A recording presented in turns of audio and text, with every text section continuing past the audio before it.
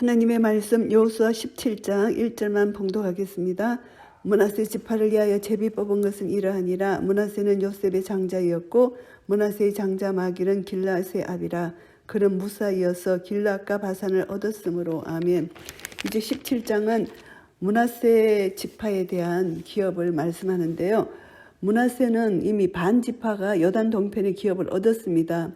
그래서 오늘 본문에서는 므낫세의 남은 반 지파가 기업을 얻는 그런 내용입니다. 그래서 이제 여성들에게 기업을 이을 권리가 있었음을 여기서 재확인할 수 있는 그런 사건입니다.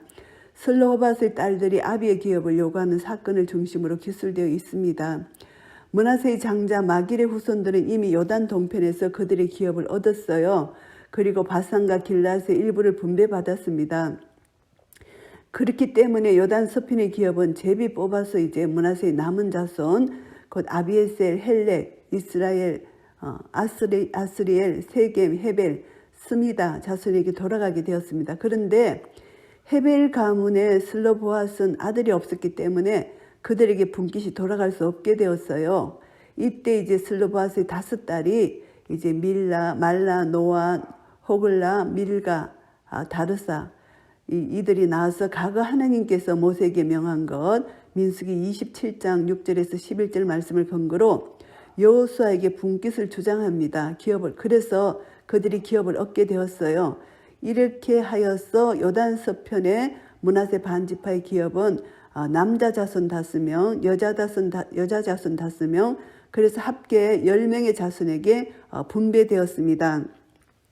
그래서 므낫세 반지파의 기업이 이제 설명되었고요. 그리고 이제 7절부터 13절까지는 므낫세 반지파의 기업의 경계선을 여기서 말씀하십니다. 그 경계선은 동쪽으로는 갈릴리 바다 남쪽 끝에서부터 요단 계곡 지대까지입니다. 그리고 서쪽으로는 지중해 연변까지고요. 남쪽으로는 가나 시내를 따라서 담보아까지입니다. 북쪽으로는 아셀, 스불론, 이사갈 지파의 경계선에 접하게 됩니다. 그래서 므낫세 반지파의 기업이 이렇게 정해졌고요. 그런데 이들이 이제 14절부터 18절까지 요구하는 게 있습니다. 요셉 자손이 여호수아에게 말합니다. 여호와께서 지금까지 내게 복을 주심으로 내가 큰 민족이 되었거늘 당신이 나의 기업을 위하여 한 제비 한 분깃으로만 내게 주시면 어찌미니까. 이건 욕심입니다. 이미 요단 동편에서 반 것을 받았기 때문에 므낫세 반지파가 받았는데 이제 반지파 남은 것으로 주는데 왜 한 제비만 뽑고 한 분깃만 주느냐, 이렇게 불평불만을 하는 거죠. 그래서 여호수아가 그들에게 말합니다. 네가 큰 민족이 되므로 에브라임 산지가 네게 너무 좁을진데 브리스 사람과 러바임 사람과 땅 산림에 올라가서 스스로 개척하라. 스스로 개척하라는 것입니다. 자기들이 편안하고 좋은 것만 취하는 것이 아니라 너희들이 스스로 개척해서 얻으라는 것입니다. 그런데 이들이 요셉의 자손이 말합니다. 그 산지는 우리에게 넉넉하지도 못하고 골짜기 땅에 거하는 가나안 사람에게는 벳산과 그 향리에 거하는 자든지 이스라엘 골짜기에 거하는 자든지 다 철병거가 있다는 것입니다. 그러니까 철병거를 두려워하는 거죠. 여호수아가 다시 요셉의 족속에게 말을 합니다. 에브라임 므낫세에게 말을 합니다.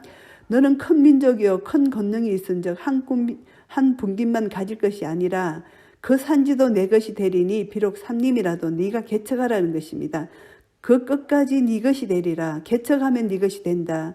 가난한 사람이 비록 철병거를 가졌고 강할지라도 네가 능히 그를 쫓아내리라. 믿음으로 가라고 말을 합니다.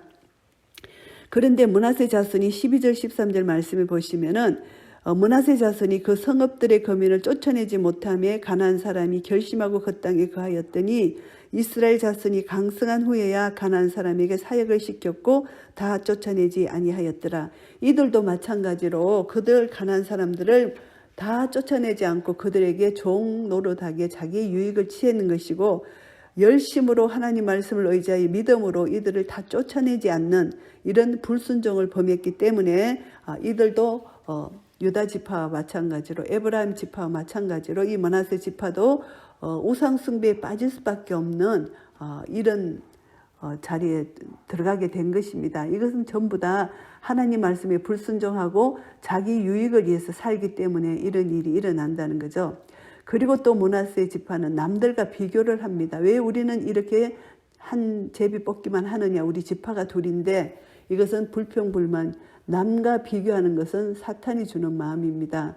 하나님이 자기에게 기업으로 주신 거, 제비 뽑아 얻은 땅, 하나님이 경계로 주신 그 땅을 감사함으로 받지 못하고 불평불만하는 거, 이것은 사탄이 틈탈 수밖에 없다는 거. 그래서 우리는 불평불만하지 말고 감사하는 마음, 항상 자족하는 마음이 너무나 중요하다는 것이죠. 그래서 하나님께서 데살로니가 전서에 항상 기뻐하라, 쉬지 말고 기도하라, 범사에 감사하라, 이런 말씀을 우리에게 주셨잖아요.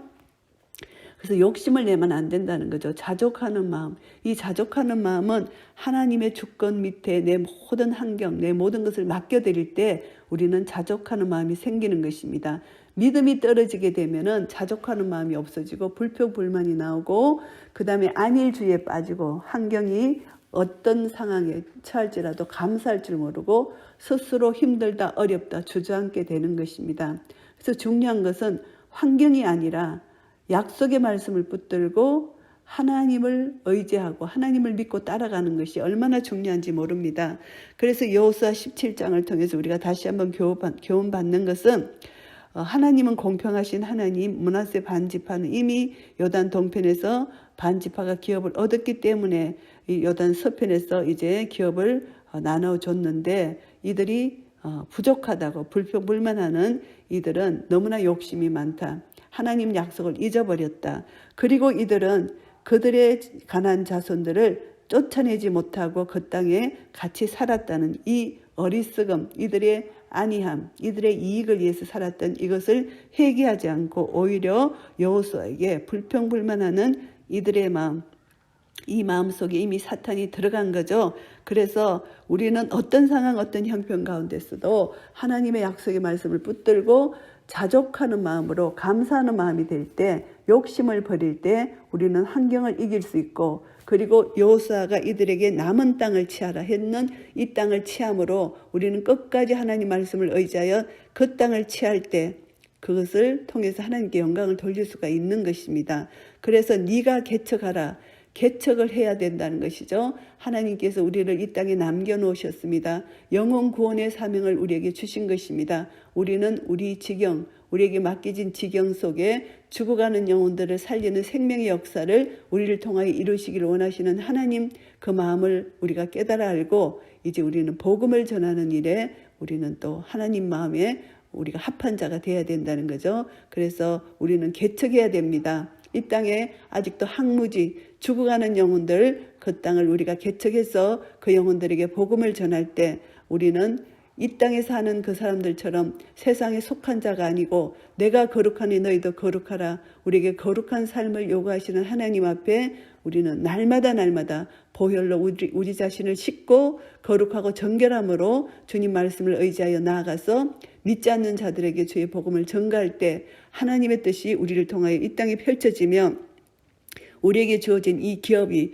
실로 아름다운 기업이 되고 하나님께 영광 돌리는 기업이 될 것입니다. 나에게 주어진 이 모든 환경, 이것을 자족하는 마음으로 하나님께 감사할 때 하나님의 사랑이, 하나님의 영광이 우리를 통하여 이 세상에 전파되고 날마다 주님 주신 은혜에 감사하며 살아갈 수 있는 그런 은혜를 누리게 될 것입니다. 이런 은혜가 우리 모두에게 있으시기를 예수 그리스도 이름으로 축복합니다. 아멘.